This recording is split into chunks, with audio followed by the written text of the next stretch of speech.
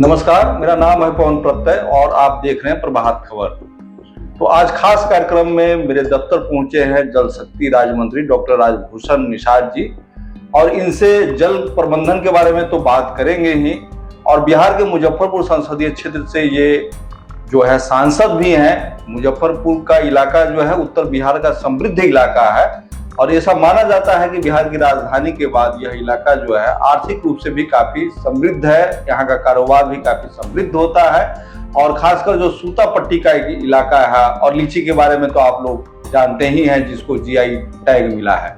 तो सीधी बात करेंगे कि क्षेत्र के विकास के लिए इनकी योजना क्या है। जल शक्ति मंत्री हैं तो जल के बारे में बात तो करेंगे ही, और भविष्य में जो इस इलाके का जो क्षेत्र विस्तार होगा, खासकर जो अभी एक तरह से इशू कहा जाए कि यहाँ का हवाई अड्डा का जो विस्तार होना है। पहले यहाँ से छोटे विमानों का परिचालन होता था लेकिन बंद हो गया किसी कारण से। तो यहाँ व्यवसायियों की भी लगातार मांग रही है कि यहाँ से विमानों का परिचालन शुरू हो। तमाम बातों के लिए हम सीधे बात करते हैं राजभूषण निषाद जी से।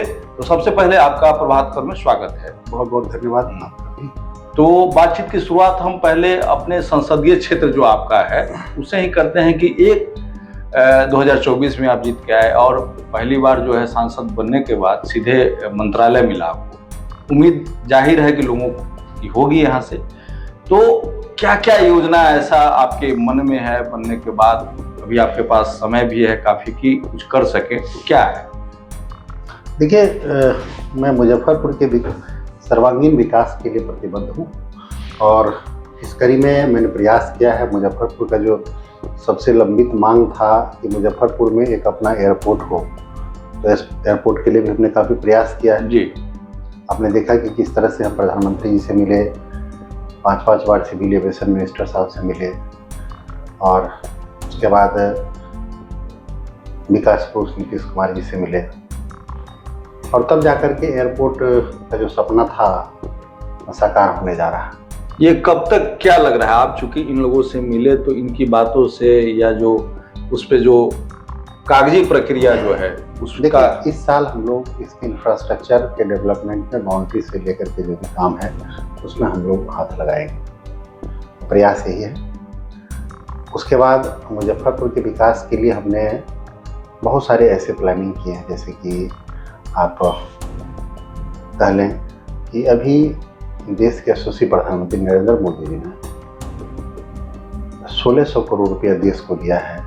एक पायलट प्रोजेक्ट, जिस तरह से हर घर नल से जल दिया गया, उसी तरह हर खेत को पानी देने का काम। क्योंकि भारत कृषि प्रधान देश है, इसलिए अगर हर खेत को समय पर समुचित मात्रा में पानी मिलेगा तो निश्चित रूप से हमारे किसान समृद्ध होंगे। और जब किसान समृद्ध होंगे, जहाँ 2 फसल होता है वहाँ 3 फसल कर पाएंगे।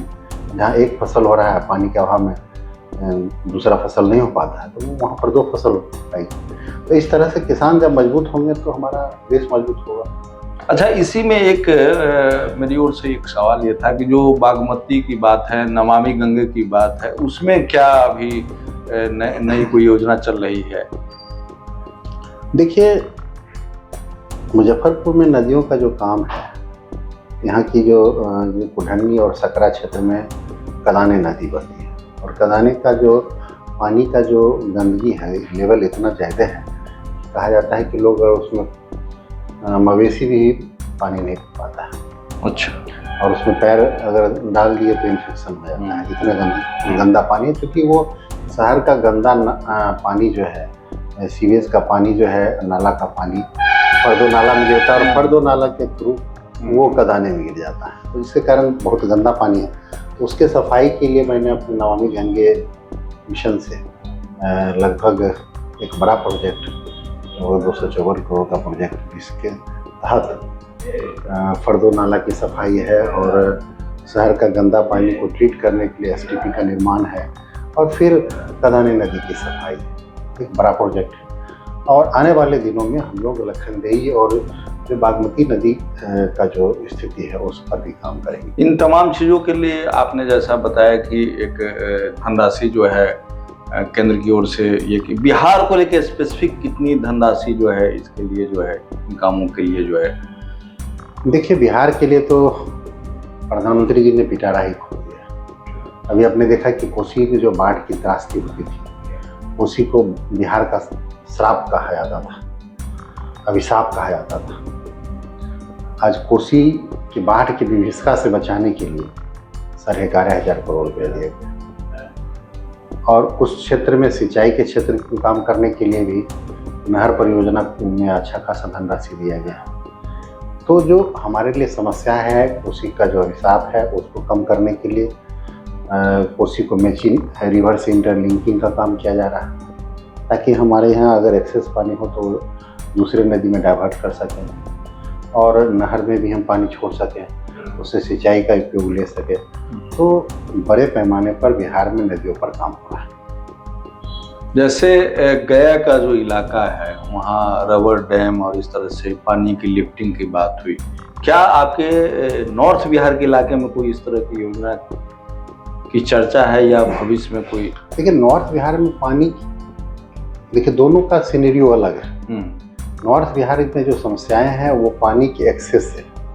यहाँ पानी ज्यादा हो जाने से बाढ़ की स्थिति उत्पन्न हो जाती है और साउथ बिहार में पानी की कमी के कारण होता है। दोनों की समस्याएं अलग हैं। यहाँ पानी एक्सेस को कैसे हमको दूसरे नदी में डाइवर्ट करके हम उसके विभीषिका से बचें, इस पर हम काम करते हैं। जैसे नेपाल का जो इलाका है उसको लेकर के भी बराबर ये आता है, वहाँ से किसी पानी छोड़ना और ये जो है, तो उसका क्या है, कैसे उस पर कुछ? देखिए, उस पर क्या है कि सबसे बड़ी समस्या हमारी है कि हमारी जो नदियाँ हैं, उस नदियों में सिल्ट के कारण नदी का होल्डिंग कैपेसिटी घट गया और उस होल्डिंग कैपेसिटी कम होने, नदी का जो बेड है ऊपर आ गया है, जिसके कारण होल्डिंग कैपेसिटी घट गया और इस कारण से हमारे यहाँ समस्या हो रही है। तो आने वाले दिनों में हम लोग उस पर भी विचार कर रहे हैं कि नदी को कैसे डिसिल्टिंग किया जाए और उसकी होल्डिंग कैपेसिटी को बढ़ाया जाए। एक सवाल यह भी है, जैसे मुजफ्फरपुर का जो इलाका है, औद्योगिक मामले में तेजी से इसका विस्तार हो रहा है, लेकिन जैसा हकीकत में इंफ्रास्ट्रक्चर की जब बात करें हम कि क्या जो यहाँ के इन्वेस्टर जो आना चाहते हैं यहाँ, तो उसके लिए क्या क्या करना चाहिए आपकी समझ से? क्योंकि यह आपका विभाग नहीं है, आप इस इलाके के सांसद हैं, तो ये सवाल जो है लाजमी है। निश्चित रूप से मुजफ्फरपुर के विकास के लिए जो भी बातें हैं उस सब मेरे पर लागू होती है और सब मेरा दायित्व भी है। मैं अपने इस कर्तव्य को समझता हूँ और मैं निश्चित रूप से यहाँ के इंडस्ट्रियल डेवलपमेंट के क्षेत्र में भी काम करूँगा और मैंने इस कड़ी में काम करना शुरू भी किया है। देखिए, कोई भी इन्वेस्टर तभी आएंगे जब वहाँ का अच्छा उस इंडस्ट्री के लिए इकोसिस्टम, वहाँ इंफ्रास्ट्रक्चर बनाने की व्यवस्था हो, वहाँ बिजली की व्यवस्था अच्छा हो, वहाँ रोड का कंडीशन अच्छा हो, लाइट का कंडीशन अच्छा हो, तब जा कर के इन्वेस्टर आएंगे। इन्वायरमेंट, वहाँ का जो माहौल हो वो अच्छा हो, लॉ एंड ऑर्डर अच्छा हो और इन सारे चीज़ों, बिजली की स्थिति बिहार में आज अच्छी है, सब सहमत है इस बात से। लॉ एंड ऑर्डर का भी स्थिति अच्छा है। तो इस तरह से जो थोड़ा बहुत रोड के क्षेत्र में इंफ्रास्ट्रक्चर का प्रॉब्लम है उसको हम लोग सॉर्ट आउट कर लेंगे आने वाले दिनों में, क्योंकि हम लोग लगातार लगे हुए हैं इस क्षेत्र में विकास के लिए और जो सजेशन हमको मिलता है लोगों के द्वारा, मैं उस पर काम करने का प्रयास करता हूँ। तो आने वाले दिनों में यहाँ का जो रोड का कंडीशन है, लाइट का कंडीशन है, इस पर भी हम लोग बड़ा काम करेंगे और मुजफ्फरपुर का जो बेला इंडस्ट्रियल एरिया है, जो कभी अपने गौरवशाली इतिहास के लिए जाना जाता है, उसके दिन को फिर हम अच्छा करेंगे। एक सवाल था और बल्कि अंतिम ही सवाल, आपकी व्यवस्था है, आप निकलेंगे। अभी भारत पाक युद्ध हुआ और जो जल संधि का एक मसला था, मेरे संज्ञान में है कि प्रधानमंत्री ने आपको भी उस काम के लिए भेजा था। क्या था वो सब पूरा, थोड़ा सा अगर देखिए, सिंधु जल संधि जो हमारा है वो हमारे प्रधानमंत्री जी ने स्पष्ट शब्दों में कहा कि खून और पानी एक साथ नहीं बह सकता है। मतलब साफ है कि अगर आप शांति से रहेंगे तो हम पानी देंगे आपको, अगर आप शांति से नहीं रहेंगे तो हम पानी आपका बंद कर देंगे। और इसलिए अभी आप देख सकते हैं कि किस तरह से पाकिस्तान में पानी के अभाव में त्राहिमाम मचा हुआ है। तो प्रधानमंत्री जी एकदम स्पष्ट शब्दों में कोई कंप्रोमाइज करने के मूड में नहीं है।